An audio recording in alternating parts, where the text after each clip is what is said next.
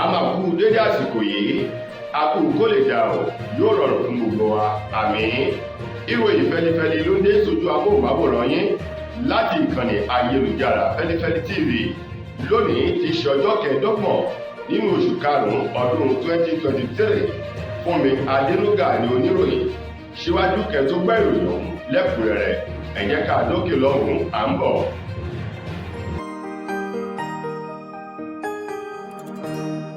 Ìròyìn Feli-feli TV, àjààbálẹ̀ làwọn ìròyìn ti wà, máa wò lóòrèkóòrè.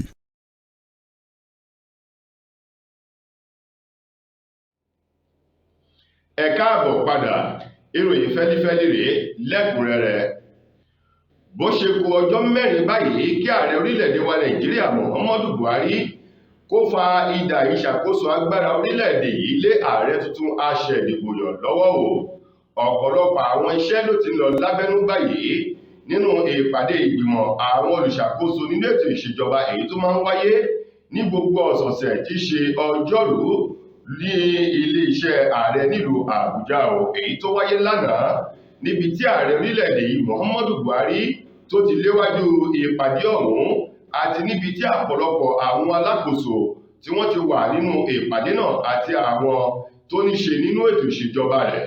Níbẹ̀ ni ààrẹ Muhammadu Buhari ti dúpẹ́ o lọ́wọ́ gbogbo àwọn alákòóso, àwọn alábàáṣiṣẹ́pọ̀ àti gbogbo àwọn tí wọ́n ṣiṣẹ́ ní ilé-iṣẹ́ ààrẹ pátápátá fún akitiyan ìgbàgbọ́ àti ẹ̀mí ọmọlúwàbí eléyìí tí wọ́n ti ń lò láti ìgbà tí ààrẹ ọ̀hún tó ti gorí àlééfà. Gẹ́gẹ́ bí ààrẹ Buhari ti sọ, olóhùn dúpẹ́ o lọ́wọ́ gbogbo wọn pátá.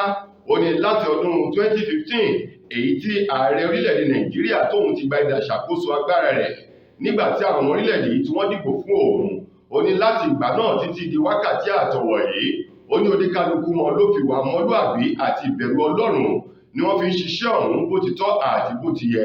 Ààrẹ Muhammadu Buhari ní inú òun dùn, ayọ̀ òun kún òun torí wípé òun ní ọ̀pọ̀lọpọ̀ àkọsílẹ̀ ohun rere ní orílẹ̀-èdè Nàìjíríà gẹ́gẹ́ bí ààrẹ orílẹ̀-èdè yìí, èyí tí ìṣàkóso ààrẹ òun eléyìí tó mú ṣe. Lákòótán ó rọ àwọn ènìyàn ọ̀hún wípé níbikíbi tí wọ́n bá wà kí wọ́n máa jẹ́ kí ìbẹ̀rù Ọlọ́run àti ìwà ọmọlúwàbí kó máa tayọ nínú ọ̀rọ̀ àti ìwà wọn. Ààrẹ tuntun aṣẹ̀dìbòyàn ní orílẹ̀-èdè yìí Bọ́lá Ahmed Tinubu lónìí ti ṣe ọjọ́bọ̀ ló ti sọ di mímọ̀ o nílùú Àbújá wípé òun ò ní kọjú àwọn ọmọ orílẹ̀-èdè Nàìjíríà sí òrùn alẹ́ bí tí ń kórí o. Ó ní ọ̀pọ̀lọpọ̀ ìlérí eléyìí tí òun ṣe fún àwọn orílẹ̀-èdè yìí lásìkò ìpolongo ìbò síwájú kí wọ́n tó dìbò àwọn ààrẹ èyí tó wáyé ní ọjọ́ kẹẹ̀ẹ́dọ́gbọ̀n oṣù kejì ọdún yìí. Ó ní gbogbo rẹ̀ pátá lòun ó bẹ Ọlọ́run wípé kó fún òun lókun àti agbára láti lè mú ìlérí ọ̀hún ṣẹ o. Ó ní bákan náà òun ò ní kọjú ààrẹ Buhari èyí tó fa ọwọ́ ọ̀hún sókè láti lè polongo ìbò fún òun níwájú àwọn ọmọ orílẹ̀-èdè yìí lábẹ́gbẹ́ òṣèlú APC. Òun ò ní kọjú rẹ̀ sí òun ààrẹ láti lè mú gbogbo ìlérí ọ̀hún wá sí ìmúṣẹ. Tinubu èyí tó sọ̀rọ̀ ọ̀hún nílùú Àbújá o níbi ìgbà tí wọ́n fi àmì ayẹyẹ gẹ́gẹ́ bí ọkùnrin àkọ́kọ́ àti olórí apàṣẹ gẹ́gẹ́ bí ààrẹ orílẹ̀-èdè tí wọ́n fi àmì ẹ̀yẹ ọ̀hún dá lọ́lá èyí tí wọ́n pè ní Grand Commander of the Federal Republic of the Nigeria GCFR tí wọ́n fi ń dá lọ́lá lónìí nílùú Àbújá. Níbẹ̀ ló ti fi ọ̀pọ̀lọpọ̀ ìdùnnú ayọ̀ hàn sí gbogbo ọmọ orílẹ̀-èdè yìí. Ó ní ogúnlọ́gọ̀ mílíọ̀nù àwọn ọmọ Nàìjíríà ni wọ́n túyáyá jáde láti dìbò fún òun gẹ́gẹ́ bí ojúṣe wọn. Ó ní ojúṣe òun náà sì ní wípé kóun ó pèsè ohun tí àwọn orílẹ̀-èdè yìí ń fẹ́ kó sì mú ìtura ìrọ̀rùn bá àwọn ọmọ orílẹ̀-èdè Nàìjíríà. Nínú ọ̀rọ̀ Tinubu lásìkò tó ń dúpẹ́ o, ó ní òun dúpẹ́ lọ́wọ́ Ọlọ́run torí pé tí kìí bá ṣe pé Olúwa kọ́lé ọ̀hún, ó ní àwọn tí ń kọ́kàn ṣe lásán ni. Ó lóun wá fi àsìkò yìí dúpẹ́ lọ́wọ́ ààrẹ Muhammadu Buhari àti gbogbo àwọn tí wọ́n wà nínú ìṣàkóso ààrẹ Buhari o tó fi mọ́ gbogbo àwọn ọmọ Nàìjíríà. Tinubu lòun dúpẹ́ lọ́wọ́ wọn. Ó ní ní gẹ́rẹ́ tí wọ́n bá ti búra fún òun gẹ́gẹ́ bí ààrẹ orílẹ̀-èdè wa Nàìjíríà ní ọjọ́ 29 nínú oṣù karùn-ún ọdún tá a wà yìí, èyí tó ń kù ọjọ́ mẹ́rin báyìí.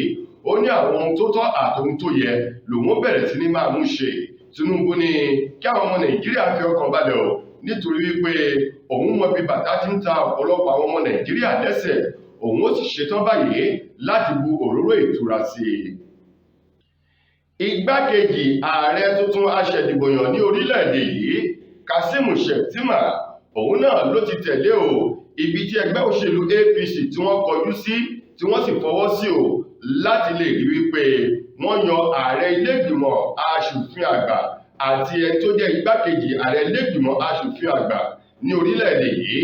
Kashim Shettima tí í ṣe igbákejì ààrẹ tuntun aṣèdìbòyàn fún Bọ́lá Ahmed Tinubu nínú ẹgbẹ́ òṣèlú APC ló ti sọ di mímọ̀ wípé ìpín ire láàrin ọmọ ọlọ́fà kan gbọ́dọ̀ ju ọ̀kan lọ, eléyìí tí wọ́n fi pín ààrẹ ilé-ìgbìmọ̀ aṣòfin àgbà àti agbẹnusọ ilé-ìgbìmọ̀ aṣojú-ṣòfin orílẹ̀-èdè yìí. Ó ní ọ̀nà tó tọ́ àti ọ̀nà tó yẹ ni nítorí wípé ọ̀pọ̀lọpọ̀ àwọn ènìyàn ni wọ́n ti ń sọ jáde ní ìgboro ẹnu wípé ààrẹ orílẹ̀-èdè yìí aṣèdìbòyàn Bọ́lá Tinubu àti igbákejì rẹ̀ mùsùlùmí ni wọ́n oníṣẹ́ ìwádìí báyìí wípé Akpabio eléyìí tó jẹ́ ààrẹ ilé-ìgbìmọ̀ aṣòfin àgbà ó ní kìrìsìtẹ́nì ni. Ó ní báyìí gẹ́gẹ́ bí ẹgbẹ́ òṣèlú APC bí wọ́n ṣe pín kinní ọ̀hún láti lè rí wípé Godswin Akpabio òun lààrẹ ilé-ìgbìmọ̀ aṣòfin àgbà, Jibrin Barau lẹni tó jẹ́ igbákejì ààrẹ ilé-ìgbìmọ̀ aṣòfin àgbà. Ó nínú òun dùn sí, ayọ̀ òun sì kún.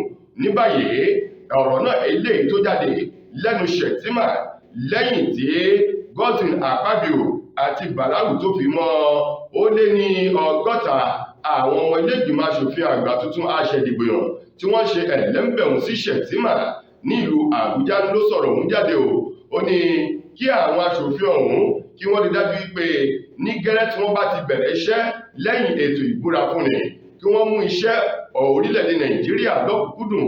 Bákan náà kí wọ́n ṣiṣẹ́ ọ̀hún pẹ̀lú ìbẹ̀rù Ọlọ́run kí wọ́n sì fi ìfẹ́ àwọn ọmọ orílẹ̀-èdè Nàìjíríà sí àkọ́kọ́ òkun àyà wọn ó ní lákòótán ó ní Akpabio àti igbákejì rẹ̀ yìí àwọn náà ti ṣetán láti ṣiṣẹ́ pẹ̀lú wọn fún ìdàgbàsókè ìlọsíwájú orílẹ̀-èdè Nàìjíríà. Àwọn ọmọ ẹgbẹ́ ajìjàǹgbara Ipob lánàá ti ṣe ọjọ́rú ni wọ́n ti sọ̀rọ̀ jáde báyìí pẹ̀lú ọ̀rọ̀ kan tó dàbí ìdúkokò mọ́ ààrẹ àti ìjọba orílẹ̀-èdè Nàìjíríà tó fi mọ́ àwọn ọmọ orílẹ̀-èdè yìí. Nínú ọ̀rọ̀ tí wọ́n sọ wípé ẹni tó jẹ́ aṣíwájú Ipob ọ̀hún Nnamdi Kanu wípé kò gbọ́dọ̀ kú sí àhámọ́ ìjọba àpapọ̀ orílẹ̀-èdè yìí níbi tí wọ́n fi pamọ́ sí wípé kí nǹkan kan bá ṣe Nnamdi Kanu nǹkan yóò ṣe orílẹ̀-èdè Nàìjíríà pẹ̀lú ogun àti wàhálà tí àwọn yóò gbé wọ orílẹ̀-èdè yìí. Ọ̀rọ̀ ọ̀hún tó jáde látọwọ́ ẹni tó jẹ́ akọ̀wé àgbà fún ẹgbẹ́ Ipob ní orílẹ̀-èdè yìí, Emmanuel Powerful, èyí tó gbé jáde lórúkọ àwọn ẹgbẹ́ ọ̀hún ló ké sí àjọ ìṣọ̀kan àgbáyé tá a mọ̀ sí United Nations, European Nations, African Union àti àjọ ECOWAS. Ó ní ó jẹ́ ìyàlẹ́nu wípé àwọn àjọ mẹ́rẹ̀ẹ̀rin yìí kùnà láti lè wá ọ̀nà àbáyọ sí ìṣòro àti àhámọ́ eléyìí tí Nnamdi Kanu tó wà báyìí. Ó ní àwọn àjọ mẹ́rẹ̀ẹ̀rin yìí ni wọ́n ti fọwọ́ lẹ́rán tí wọ́n sì dákẹ́ lórí ipò eléyìí tí Nnamdi Kanu wà. Wọ́n ní tẹ́lẹ̀tẹ́lẹ̀ ọ̀pọ̀lọpọ̀ ọ̀rọ̀ làwọn àjọ ọ̀hún ni wọ́n ń bá ẹgbẹ́ Ipob sọ wípé gbogbo ohun tó bá gbà làwọn yóò rí dájú wípé wọ́n náà láti lè yọ Nnamdi Kanu kúrò nínú àhámọ́ eléyìí tí ìjọba àpapọ̀ tí ó fi Nnamdi Kanu tó ń fi sí láti bí ọdún méjì báyìí. Powerful wá ní bí nǹkan kan bá fi lè ṣe Nnamdi Kanu tó jẹ́ aṣíwájú àjọ Ipob ipò àwọn yóò kó ogun ja orílẹ̀-èdè Nàìjíríà, àwọn yóò sì kó ogun ja ìjọba àpapọ̀ tó fi máwọn ìjọba ìpínlẹ̀ ní orílẹ̀-èdè yìí. Wọ́n ní bí wọ́n bá fẹ́ ogun kí wọ́n rí pé wọ́n tètè fi Nnamdi Kanu sílẹ̀ kó máa lọ sílé rẹ̀ láyọ̀ àti àlàáfíà.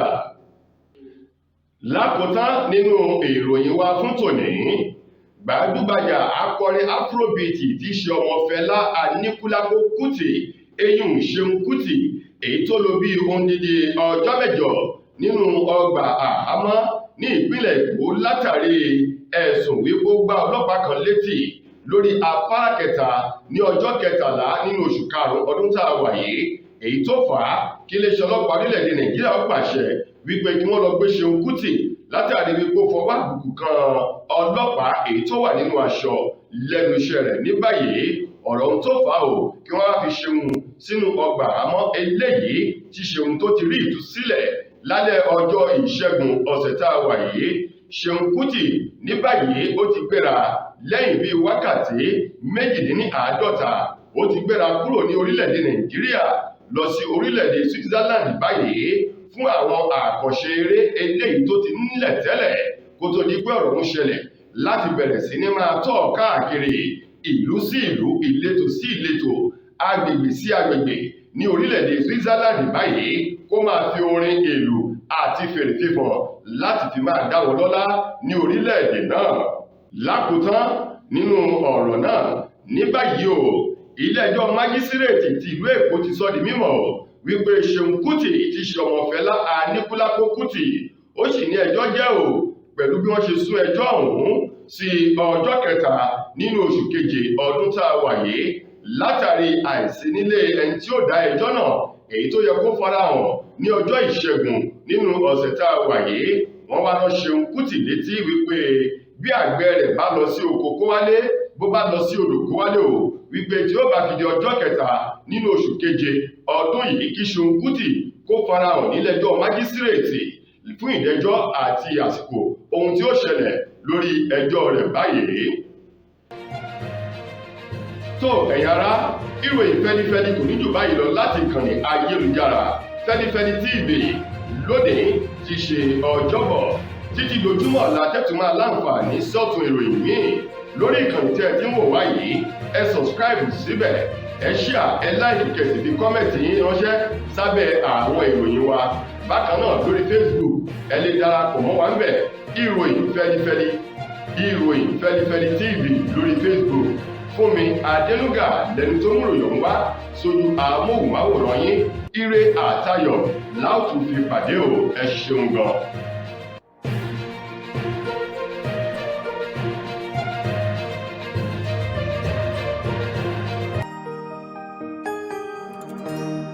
Ìròyìn Feli-feli TV àjààbálẹ̀ làwọn ìròyìn ti wà, máa wò lóòrèkóòrè.